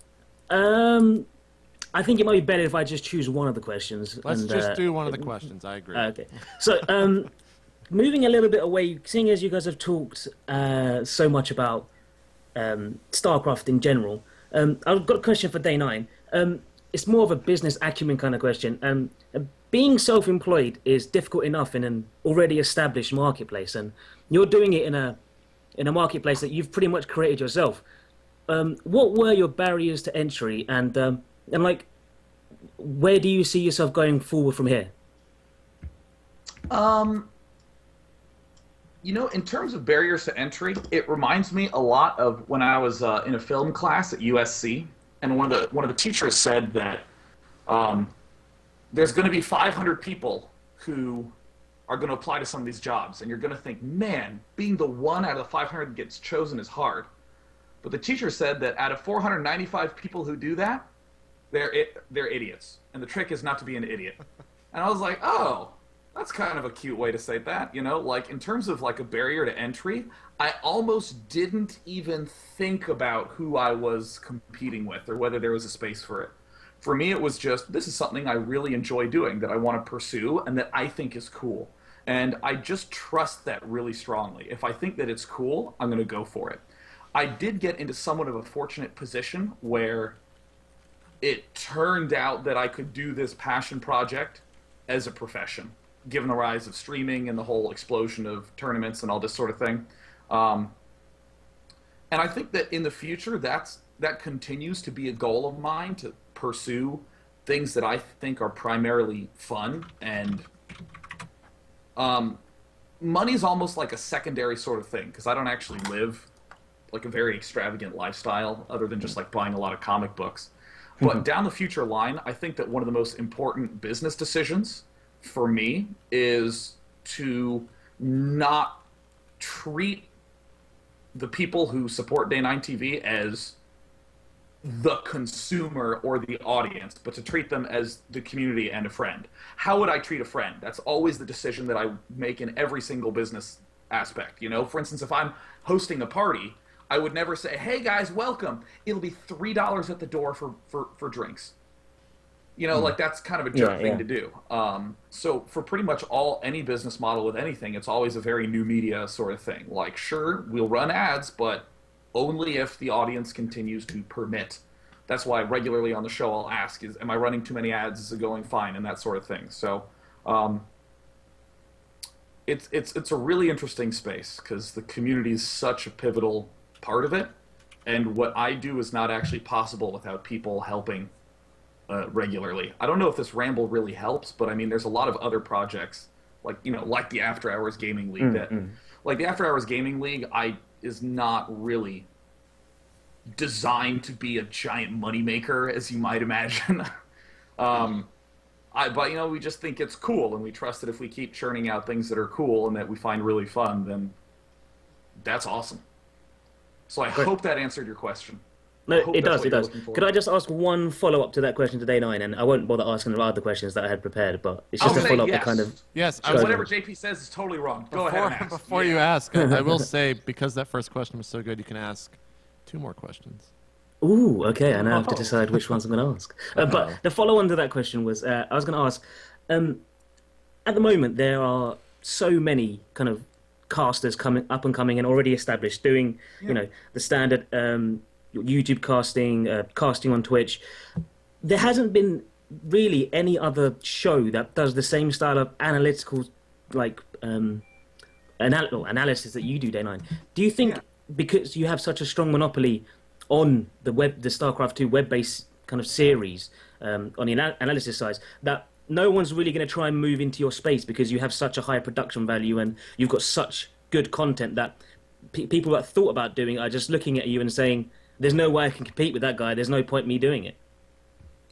I hope that's not the case. I hope more people look at it and think, oh, that seems like a really cool, fun thing to do, and I want to try that because that will help me practice and improve. I will say that if anyone is looking to mimic exactly what I do, that's kind of a huge commitment. Because the fact is, I spend 30 to 40 hours per week just preparing for the daily. Not including any of the other projects, not including traveling, not including, conference calls and all that jazz. So I think a lot of people look at The Daily Show and kind of perceive that I fall out of bed, turn on the webcam, and boom, a show just occurs. And when they start to try it, they drop off. And that sort of like bums me out to see someone trying or having that sort of misperceived ambition. But I mean, if you're someone who can do a weekly show and that works for you, Friday you don't have classes at college and you just prepare a show and do it Friday night before you go out, I think that is great and perfect. I mean, I really just don't think of anyone in esports as trying to be a monopoly, and I think that if anyone tried to do that, they'd crash and burn really, really, really fast, because the whole esports market works because people are supporting each other. not, like MLG and GSL doing this player exchange program. That helped it grow. It wasn't, if you play in GSL, you're banned from playing in an MLG or vice versa. So, I mean, especially in terms of like the web show space, people are doing cool stuff. I think that is so great and encourage you to do so. And if you have ever had any inkling of urine to do it, then do it, man. Awesome. So am I allowed to ask one more question, as you just say two? Okay, this So question nice. is directed to Tyler, and if I offend you, I apologize in advance. Just wondering about your... You're losing it. You're losing it. Be careful. I'm, Don't fuck it up. I'm not going to. I'm just asking about your drive to compete professionally at the same level that you were in Brood War, because, it's evident that you're a great RTS player. Your track record proves it. Do you think you've outgrown the competitive or the drive to compete at a professional level? And what do you think it would take for you to kind of come back to become Noni or the great fools that you were in Brood War in StarCraft 2? Well, I mean, it's hard for me to really give a better answer than my only problem really is the depression, and there's really nothing else constructive for me to do until I completely recover from that. And so I would like to elaborate and say something more, but it has such a huge negative effect on this job in particular of trying to be a pro gamer that I can't really pinpoint if I have anything else holding me back, or if I lack something, if I lost something that I used to have and now I don't have it anymore, because depression kind of just covers up every other problem. But I'm still trying. Every week is a new week, and I'm trying to become a pro gamer, so I haven't given up yet, and I expect to make it at some point. So I'm beyond making promises now or making announcements of how hard I'm practicing, how well I'm going to play it at a tournament, because I don't want to put that pressure on myself, and because it's not really fair to the fans. When I play well, if I ever do, you'll see it, and I hope you enjoy it. But I don't know if I can't possibly think of anything else to say about the issue. So sorry if I just kind of talked around it. No, that's fine. I'm sorry if I brought up. I wasn't aware of your depression, and I hope you do get over it. And I hope you do come back to the force that you were in Brood War. I mean, I'm not going to lie. I didn't really follow the Brood War scene, but I've done some research. I've seen your records, and they speak for themselves. And I just hope you can get back to that glory, because it would be interesting to have someone like yourself competing at a top level. This is my goal. This is the highest goal. This is what motivates me to hit 5 match. Let me tell you. I want to come on State of the Game, and I want Dan to say, "Tyler's so smart. He's so good." I need that. I used to. I do that. I do that already, man. But I haven't really deserved that. I do a little something, and you pick up on it, and you praise it, and I appreciate we're breaking that. down But here I at the need end to of be State that of the guy that Dan is freaking Real out talk. over. You're It's 2.5 sweet. for 2.5 questions, Andrew. Go for 3.5, man. Let's hear another one. All right. Yeah, So you're the best question asker ever. It's like so. well, I tell you well-worded what. and I tactful. actually helped Yeah. It's the JP accent, test. man. It's the I accent. helped JP test that stream earlier, is the and accent, JP said, "Call back in with a question." And for 45 minutes, I thought, what am I going to ask? I'm not going to call in and ask them stupid question about strategy or balance. Like, I've got the ability to talk to some of the highest people in the StarCraft 2 community. Why am I going to pick their brains about how to deal with a 2 racks all in? Like, if you met Michael Jordan, would you ask him about how he ties his shoelace up? Like, you'd want to know about the man behind the ability to shoot free throws like that. So yeah, I thought I'd ask some more in-depth questions. But if you say I can ask one more, Go I'll for ask it, man. one more. I'll move over to Artosis now. So Sure. you obviously there's been a lot of coverage about the fact that you've become a father, and it seems like the StarCraft 2 community is starting to replicate the celebrity community, like the A-list celebrity community, more and more every week.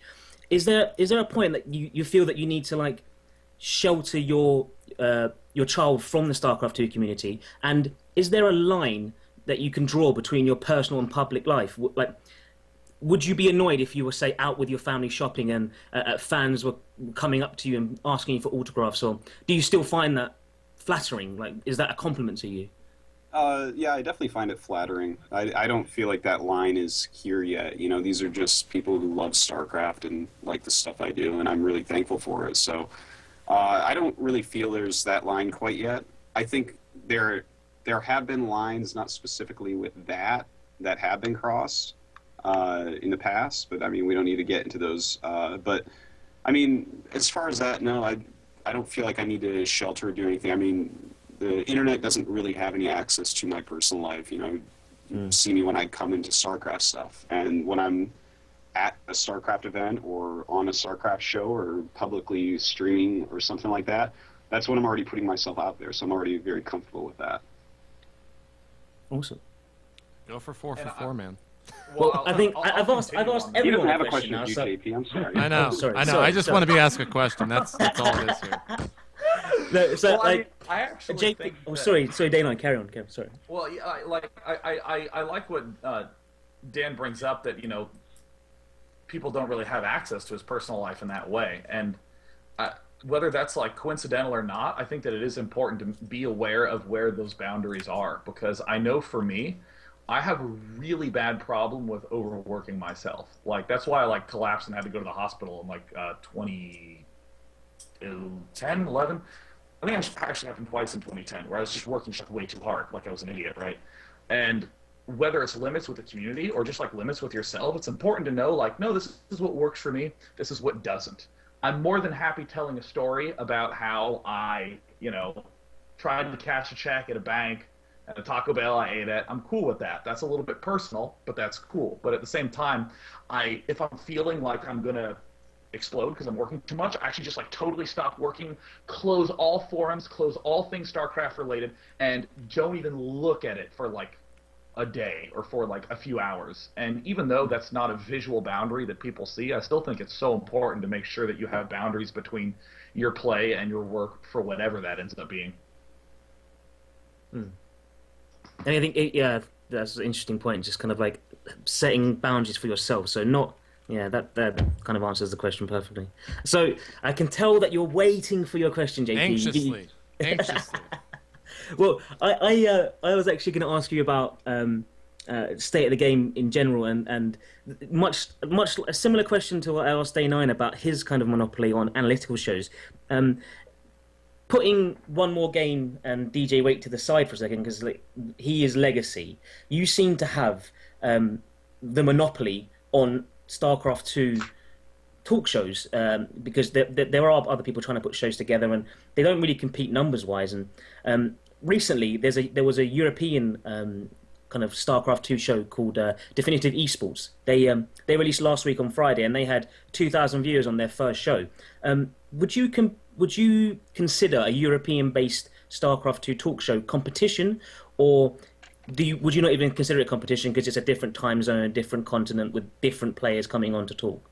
No, I don't actually really consider anything a competition, at least in esports. If they want to do a show in Europe, I say do it. Like, I've thought about making a European state of the game before. I felt like that community is one of the communities that hasn't had a voice for a long, long time, at least on a mainstream scale. So And especially not on State of the Game. yeah, especially not on State of the Game. So what was the name of the show again, so people can go check it out? Definitive Esports. It's a venture from the manager of StarTel, James Banks. He's a friend of mine, and they launched a kind of show that has StarCraft 2 related news, and they got on players like Adele Scott and Awesome. and Khan as well, and they were doing interviews and just basically what you guys do here, but for the European crowd. So obviously, I've stayed up till 2 a.m. to come on and talk. So they do it at a more kind of European friendly time. So Sure. Yeah. Go check their stuff out. Go watch their stuff. Competition to me, I don't think that exists. I welcome any and all talk shows or any and all anything in esports to continue to do stuff. So. Thank you very much for taking my questions, and I've taken way too much time. I apologize. Andrew, you better No call back way. next week. That was awesome. Well, the thing Very is, quick. I've actually Oh! a business. I'm a business analyst and I work a 9 to 5 job, so I have to be up in like 5 hours. So Well, I mean, next week we go live at 11:30 Eastern, so you can call us from work. How about that? yeah, I could actually go into the office early and call in. That could be interesting. There you go. All There right, you go. all right. Thank you very much for your time. I'll keep watching the show and speak to you soon. Yep. Thank you so much. Bye bye. Bye bye. Now, was it his accent or was he just actually smart? Man. Okay, so he would he asked questions. He made sure to qualify, to be tactful, to not come across as rude. His questions had actual substance, as opposed to being here's what I just want and fuck anyone else who's listening. He was Grandmaster Inquisitor. That guy. good. And the whole at the end, it's thank you so much. I'll talk to the show. Oh my god. You know what? I want to. I just told him that we'd have a thing. We just told him that we'd talk to him next week. We don't have a show. I just lied to him, man. What a shitty way to end that. Are you kidding me? He would his charm just overwhelming. like He's the like, girl talk that to you next gives a week. fake phone number. Bye, Andrew. All right, Oh, next man. question here. We'll do one or two more. I like this guy's name. Let's see if I like his question. Lobber, what's up? Welcome to State of the Game. What's your question? I got a few, but I'll just start off with one and see how much time we get and go on. Just gonna mute Actually, here. I'll start off with one. Are you the lobber that Yes. played against Hong on Prime a couple times on the stream? Yeah. Oh, Well, he's well- so bad at PvP. I'm just saying, I don't know. He does the same one gate robo build every game I've ever seen him play. I watched it from his point of view, man. It wasn't pretty when your 20 immortals came in. But sorry, go ahead. I'll let you do your question thing. First question is, how do you guys feel about how the North American Grandmaster never got fixed? There's still plenty of low masters in there that just never got kicked out, and plenty of high Grandmaster players that just never got in. Well, Dan, sorry. I've been talking too much. the ladder rank stuff that we already went over before, it doesn't actually mean that much. Where you're placed doesn't matter. It's actually just how good you are. Who are you actually playing against? Who are you beating? So I mean, if you're stuck in high master or something, you feel like you should be grandmaster, it doesn't really matter, man. I mean, if you're that high up on the North American server, go play the Korean server or something and get more games. The actual, to be able to just say, oh, I'm grandmaster or something, what does it really mean? It's kind of silly, and all of them are a little bit broken. There's some people have multiple accounts in them. Some people shouldn't be there. Whatever. It doesn't really matter. I don't really care that it's still broken or anything like that. Well, I have been playing a little bit on Korea. I'm not a great fan of the lag just because, well, it's lag. But I mean, I've gotten to the point where I'm hitting low Grandmasters on Korea. At least, sometimes I don't play much, as I said. Can I ask a couple more questions? Or at least One more. another short I want to get some more people in here as well, so I don't want the show to run too long. Okay. What do you feel is the best way to improve mechanics? I've been playing since at least retail release. I didn't play any beta, and I'm pretty high up, decent Grandmaster, MMR, and whatnot. But I play incredibly slowly. I'll go through my SC2 gears, and I have the slowest APM of anyone I play, and it just hasn't really been increasing with time. However, I mean, I can play a game where I spam all game. I have much APM as I can, and my SC2 gears APM will be 300 or higher, but I'm just awful. I can't do anything useful with that other than spam. So, what's the best way do you think go about that? That is actually a pretty good way. I know that there were several times in StarCraft 1 where I decided I wanted higher APM, and I would do exactly that. You just force myself to spam, and the thing is, your skill will drop for a little bit, but eventually you'll get used to that level of speed, and then less of it will be spam, more of it will be useful actions. It's just you have to get better, you have to get worse, and that's actually just completely true. You will always go on losing streaks as you're trying to improve yourself in meaningful ways. So I would say that that's actually a completely fine way to do it. It's just you have to do it constantly. You can't just do it once and be like, oh, I didn't play as strategically sound as I wanted. My micros more sloppy, my macros more sloppy. No, you just have to sit there and do it. You have to grind it out. Okay. Yeah, and I will totally echo that really hard, because what happens if you start forcing yourself to spam? Let's say you just spam 4-5, 4-5, and then you want to do something simple like 5SD, 6SD, just make drones out of 2 hatcheries, because for some reason you don't have them all in one control group. But let's just say you're doing that. If your mind is thinking, holy shit, I have to get back to spam, suddenly you're doing 5SD, 6SD much faster when compared to what you were doing before, and then you go back to doing the spamming. And then after, literally it only takes 2-3 weeks of that much drilling before you're hitting mid and late game, and your brain goes, gotta build some drones. You just go, brrr, and it's done, and you suddenly have more free time, and then you can start doing other clicks, because in StarCraft 1, I thought that being high APM was the shit. And I used to play at like 180, 190, and then in like 2 or 3 weeks, I was playing at like 320, 350. Horribly! Awful! Like, terribly! But I was doing that, and then it took me like 6-7 months for my skill level to actually be improved by that APM. Probably like a month after I was playing that quickly, I felt like I was sort of close to where I was before I messed with it, but after that month, I was suddenly like, oh cool, I can control 3 different control groups of units and still macro at the same time. Oh, thanks APM. So I'd like to add on to that. I think what you guys have said is true, but there's some other techniques that have worked for me, and I think one of them is to have a sequence of actions planned out. Kind of like... Ooh, that's good. I don't know, just, you know, things that you're going to have to do in the next 30 seconds. Like, you're not, like, predicting the future, but you've played a game of StarCraft before, so you kind of know what's going to come. And so you have this, like, list in your head of things you're about to do. And then you need to, when a lot of shit happens at the same time, you need to think, you know, consciously think, I need to do this, this, and this, and this as fast as I possibly can. Because if you approach each thing at your normal speed, you're never going to get faster. And so, like what Dan and Sean were saying, you're going to get worse because you're going to fuck up. Your accuracy is going to go down. You're going to miss force fields. You're going to miss macro, that kind of stuff. It's going to be messed up, but you have to continue to try to do it as fast as possible. So it's different than mindless spam, but you are forcing yourself to go faster, do things faster. Your accuracy goes down, and then eventually your accuracy comes back up. The other thing I would say to do is to watch replays of yourself, or even better than that is to watch VODs of yourself. If you can do that, then you need to look at the parts of the game where your mechanics were the worst. And then you need to go like 10 seconds before your mechanics really started to fall down and think, what was I thinking while I was playing? And why didn't I recognize these things that are about to fall apart? What distracted me? What flustered me? What fucked me up so I couldn't play well anymore?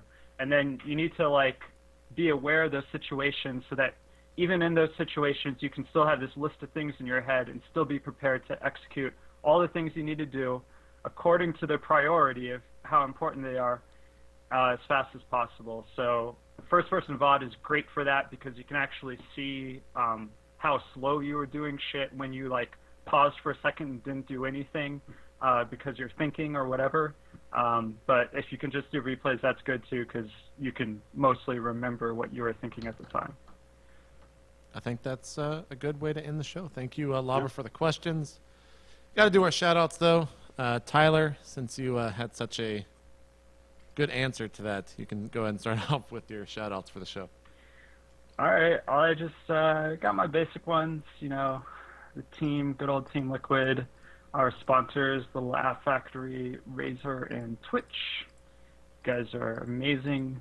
I don't think I have any other special ones. If I think of one, then I'll interrupt someone rudely. All right. We'll leave Sean for last so he can do his Day 9 stuff, Day 9 daily and stuff, and go tune in right away. Artosis. Okay, well, thehandsomehero.com.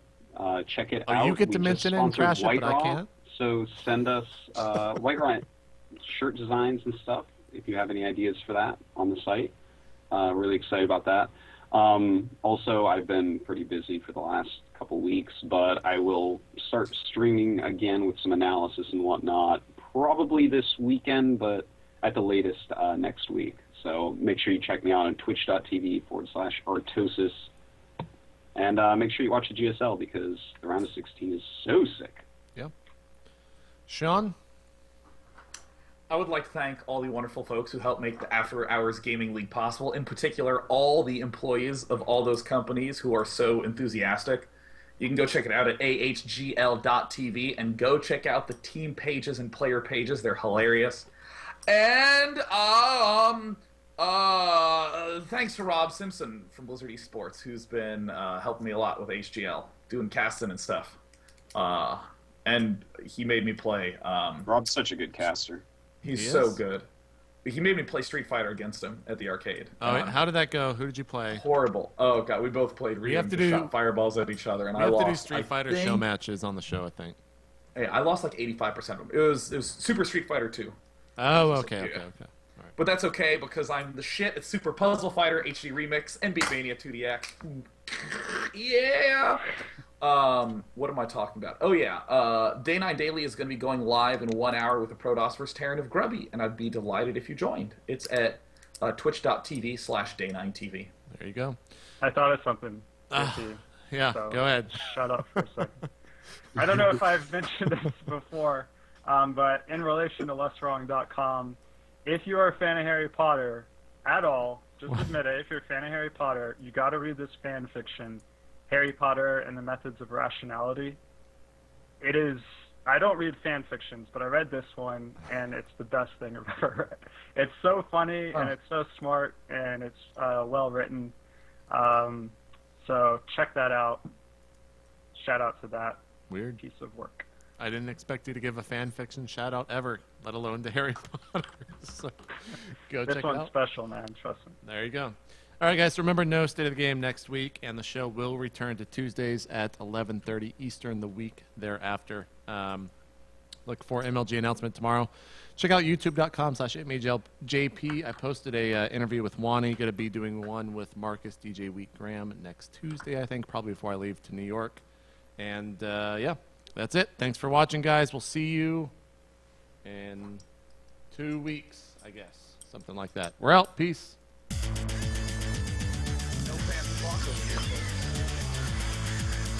Gotta say is it's an honor to play you Teeler, and let's give the audience the show of a lifetime. Oh.